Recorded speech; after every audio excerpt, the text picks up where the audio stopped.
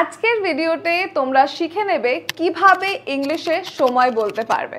অর্থাৎ কটা বাজছে সেটা জিজ্ঞেস করলে তোমরা ইংলিশে কেমন ভাবে জবাব দেবে। যেমন যদি 5টা বেজে 10 হয় তাহলে কি বলতে হবে? 10টা বাজতে 15 মিনিট বাকি আছে, এটা তুমি কিভাবে বলবে। 9টা বেজে 15 মিনিট বললে কি বলতে হবে, সেগুলো কিন্তু আমি সব এই ভিডিওতে একে একে শেখাবো। এতে তোমাদের মানুষের সঙ্গে কথা বলতে কিন্তু অনেক সুবিধে হবে।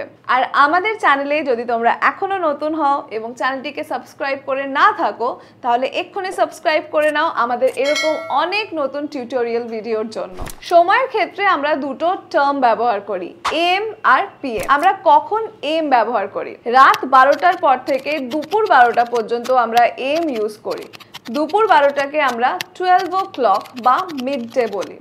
দুপুর 12টার পর থেকে আবার রাত 12টা পর্যন্ত যে সময়টা সেটাতে আমরা পিএম ইউজ করি। আচ্ছা, এবার দেখে নেওয়া যাক আমরা কিভাবে কি বলবো। যদি ধরো এখন 5টা বাজে তাহলে আমরা বলবো 5 o'clock, কিন্তু যদি 5টা বেজে 5 মিনিট হয় সেক্ষেত্রে আমরা বলবো 5 past 5। তারপর যদি ধরো 5টা বেজে 10 মিনিট হয়ে থাকে তাহলে আমরা ইংলিশে বলবো 10 past 5, অর্থাৎ 5টা বেজে 10 মিনিট হয়েছে। 5টা 15কে আমরা 5:15টাও বলি, এক্ষেত্রে ইংলিশে আমরা কি বলবো? It's a quarter past 5।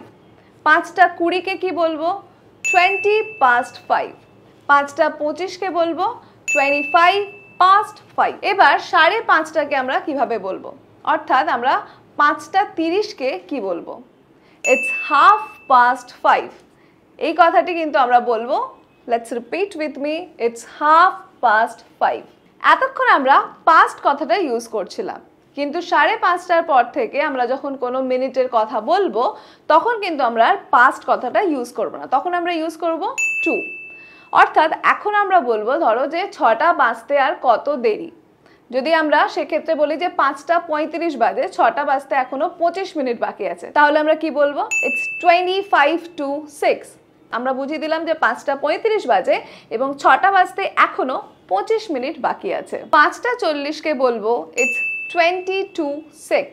5টা 45কে বলবো ইটস আ কোয়ার্টার টু 6। কি বলবো? It's a quarter to 6। আগে বলছিলাম ইটস কোয়ার্টার পাস্ট 5 আর এখন বলবো ইটস আ কোয়ার্টার টু 6। 5টা 50কে বলবো 10 to 6। 5টা 55কে বলবো ইটস 5 to 6। এবার আমরা এই সংক্রান্ত কয়েকটা কথোপকথন প্রশ্ন উত্তরের মাধ্যমে জেনে নেব। যদি বলি আমার অফিস সকাল 9টায় শুরু হয় তাহলে লিখবো my office starts at 9 o'clock। কিন্তু যদি আমি বলি আমার অফিস সকাল 9টায় শুরু হয় সেক্ষেত্রে আমি বলবো my office starts at 9 o'clock in the morning. এবার ধরো the train will live at 10:03। অর্থাৎ এটা আমি কি বোঝাতে চাইলাম? যে ট্রেনটা 3টে বাজতে 10-এ ছাড়বে। কি হবে? ট্রেনটা 3টে বাজতে 10-এ ছাড়বে। ইংলিশটা এখন বলছি, বাংলাটা তোমরা আমাকে বলবে যে কি বুঝতে পারছো। The bus arrives at midday. Midday কথাটি কিন্তু আমরা কখন ইউজ করছিলাম? আমরা ইউজ করছিলাম দুপুর বেলায়, দুপুর 12টার সময়।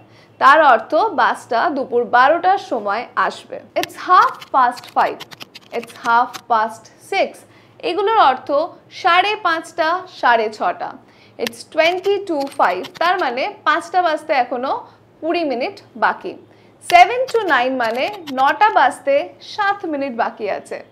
আমরা শর্টে কিন্তু এগুলো বলতে পারি, আমরা রেগুলার কনভারসেশন এগুলো ইনক্লুড করতে পারি। আবার আমরা আরো একটু শর্টে বলতে পারি। ধরো যদি তুমি বলতে চাইছো 4টে বেজে 10 মিনিট তাহলে তুমি কি বলবে?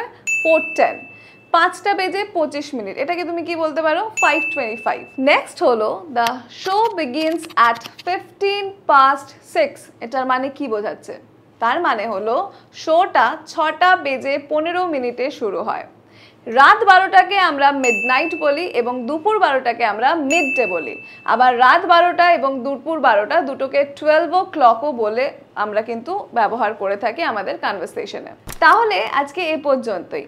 এগুলো কিন্তু তোমরা অবশ্যই নিজেদের রেগুলার কনভারসেশনে ইনক্লুড করো এবং রেগুলার প্র্যাকটিস করো, তাহলে দেখবে খুব সরগর হয়ে যাচ্ছে ব্যাপারটা এবং খুব একটা প্রেশার মনে হবে না ইংলিশ বলাটাকে। আর যদি তোমাদের এই ভিডিওটা ভালো লেগে থাকে এবং এরকম আরও অনেক ভিডিও তোমরা দেখতে চাও তাহলে অবশ্যই আমাদের কমেন্ট করে জানাও, এবং যদি চ্যানেলে এখনও সাবস্ক্রাইব না করে থাকো চ্যানেলটিকে সাবস্ক্রাইব করে নিয়ে আমাদের সঙ্গে থেকো।